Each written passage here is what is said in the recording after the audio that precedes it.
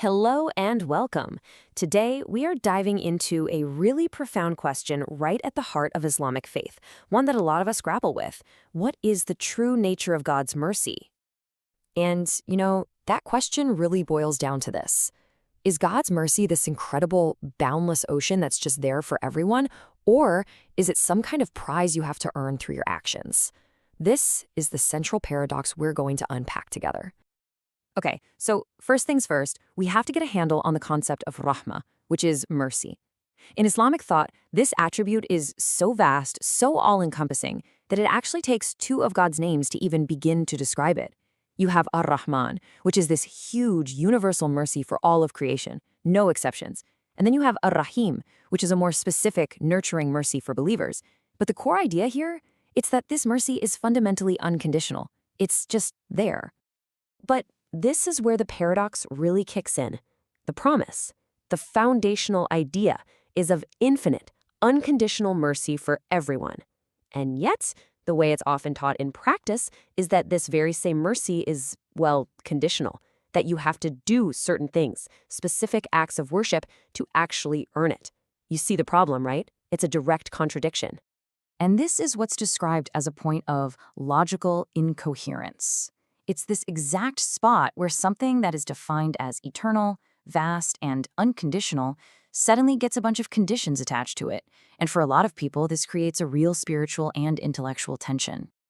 So, how did this happen? How did such a fundamental concept get so completely reframed? Well, to understand this big shift, we need to explore this really cool analogy, the idea of a time bubble. So, what on earth is a time bubble? Think of it as a shared worldview, a set of beliefs that an entire group of people or even a whole era just accepts as absolute reality. It's kind of like being inside a sphere lined with mirrors. Your own limited view seems to go on forever, but it's really just a reflection of what's already inside. And the scary part is, people can get trapped in this perspective without ever realizing there's an outside. And these bubbles are way more common than you might think. Back in ancient Rome, people genuinely truly believed the planet Saturn was a literal god who could punish them. Fast forward to our modern era, and a common time bubble is the idea that science is the only valid path to truth. But here's the crucial point. Religious thought isn't immune to this. Knowledge itself, even sacred knowledge, can become its own kind of limiting bubble. All right, so keeping that time bubble concept in mind, let's look at this massive historical shift that happened in the Muslim world. This was a change that would totally reshape the collective identity, from a community on a mission to a community that was a society. You can see how the shift happened right here on this timeline. The early prophetic era, it was all about inner transformation, building that core community from the inside out. Then, that energy exploded outwards during the righteous caliphate into a mission to establish justice. But after that, in the era of dynasties, the focus turned inward. The community became more defensive, and identities started to get tied up in regulation and formal Islamic law, or fiqh.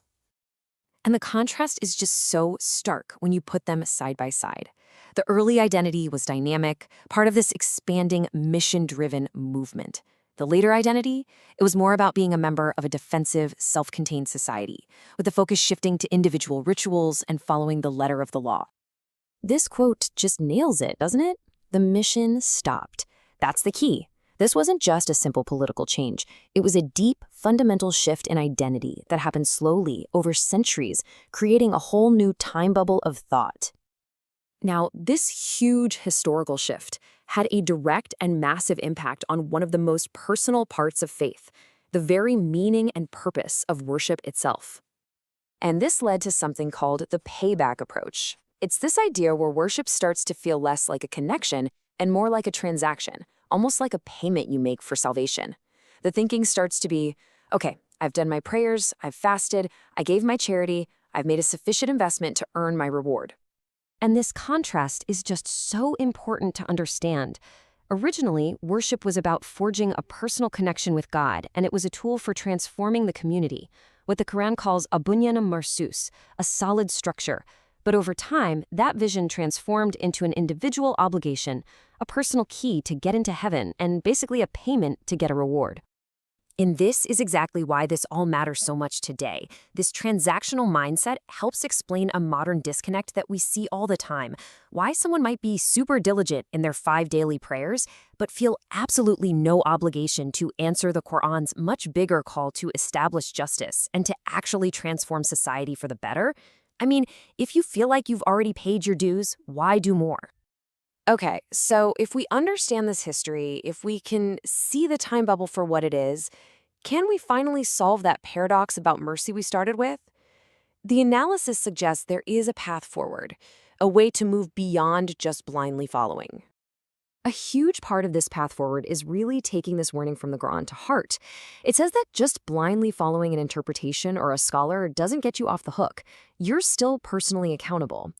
The excuse, well, I was just following what the expert said, that's just not going to cut it.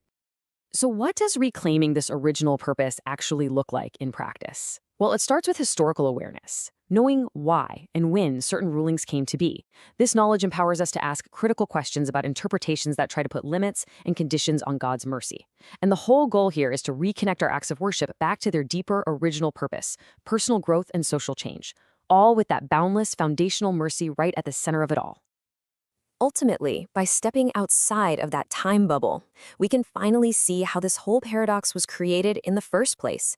And this historical awareness, it doesn't weaken your faith. No, it actually resolves that tension and helps restore an approach to faith that is rooted in the vast, compassionate, and purpose-driven mercy we talked about at the very beginning. And so, I'll leave you with this final thought to chew on. If that vast, unconditional mercy of God really is the true foundation of everything, if it's not a prize to be won, but the ground we stand on, how should that completely change the way we live our faith today?